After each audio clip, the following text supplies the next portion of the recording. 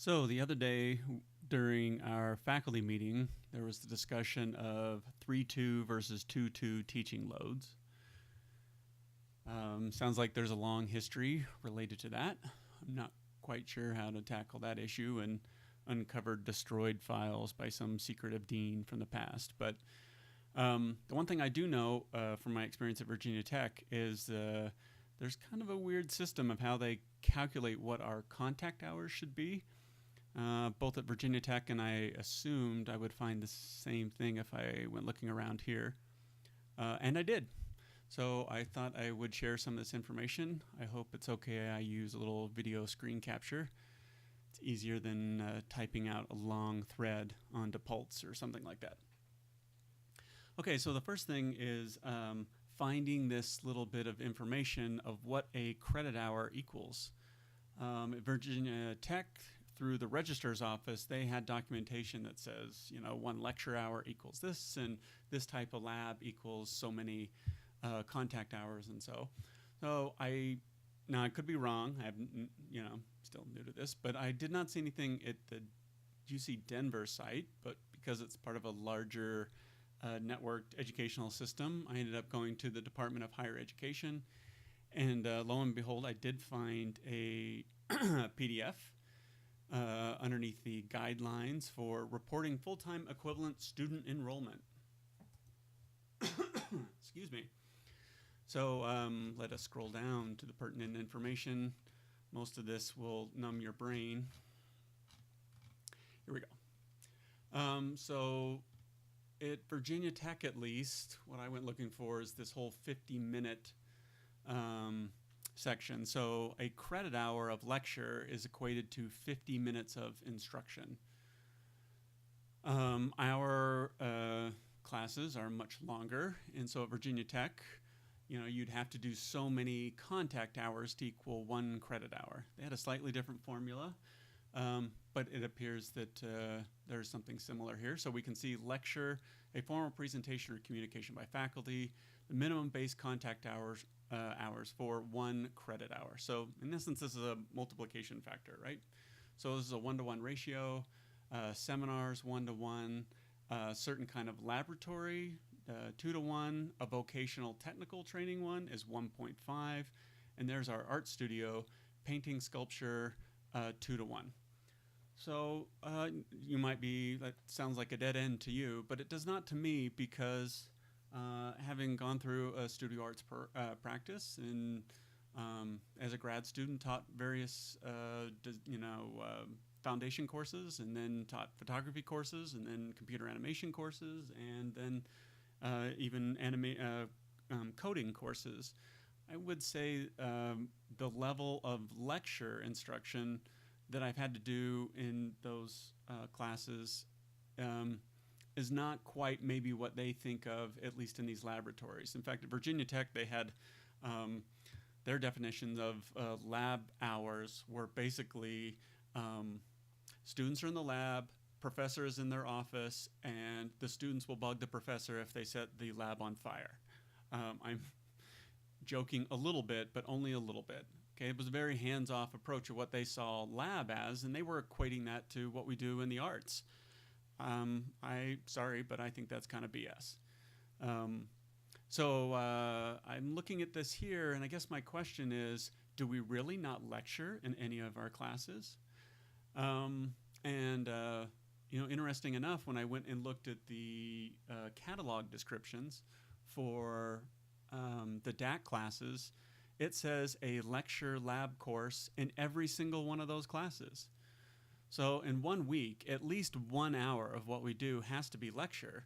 So if that's lecture, it means at least 50 minutes of that is a 1-to-1 ratio, not this 2-for-1. So already I know, based on their own accounting at the state level, and the fact that we're at least doing some kind of lecture in our course for 50 minutes, given the technical constraints, and I would imagine in digital design they have to do something similar, and this could extend to studio arts too. All of us talking about the conceptual underpinnings of what we want our students to do. It isn't just absorbed by osmosis, it's through lecture. I digress. So, anyways, I thought that was pretty interesting, and it got me digging some more. And then the story got even more complicated, I would say.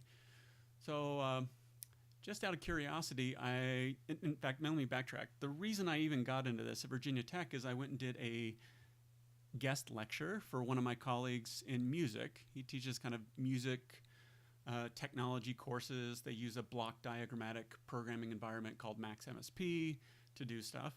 And I came and did a guest lecture for him one day. And after about an hour and 15 minutes, I completed. And I asked the students, what they were going to do with the rest of their course time. And they said, no, we're done for the day. So this was someone that was part of the same research institute, hired at the exact same time as me. He's in music, I'm in art. We're both using technology, but somehow I was in class for 2 hours and 50 minutes each class period, and he was in class for an hour and 15 minutes. I think you could understand maybe my frustration. So this is what got me to think I should look at the timetable for other courses here at UCD. So this one was interesting. Here's where I started in mechanical engineering, of all places. And in case the compression on the video is terrible, I'm going to go ahead and read these. Introduction to 3D computer-aided design software, solid modeling, industry standard engineering drawing practices, and engineering graphics. Applications to mechanical engineering. This class meets twice a week for an hour and 15 minutes each section, right? This description seems awful close, at least as it relates to technology and instruction of what we do, certainly in our foundation, or 1,000 and 2,000, if not 3,000 level courses in the DAC. I would imagine maybe studio and digital design have maybe similar feelings about that. I could be wrong. So it gets more interesting. So let's go to this one. Learn the fundamentals of digital effects, animation, compression, and color correction as you incorporate graphic elements into your productions. Demonstrate the skills to utilize software applications used to create 2D, 3D animations, and motion graphics, green screen technology. Sounds exactly like what we do, only this is in film and television video production. Still has a cap of 20 like we do, but it is twice a week for 2 hours per class. And to finalize this, here's my own class that I'm teaching this semester. Again, in the description, a lecture lab course that explores the foundations of creating digital 3D content. Primary focus is an introduction to current 3D software. Class lectures, demonstrations, and hands-on application will expose the students to the expectations for commercial high-end 3D animation production. My class is 2 hours and 45 minutes per session twice a week. These classes are very, very similar based on their description. The size is almost identical between cinema, film and video. And even the mechanical engineering, it's a larger class, but it's not, we're not talking about a giant 200-seat lecture hall, right? Why is this? Why is this happening? I don't know. But I don't like it when people set ground rules in front of us and we have vastly different descriptions that in essence penalize faculty in the visual arts.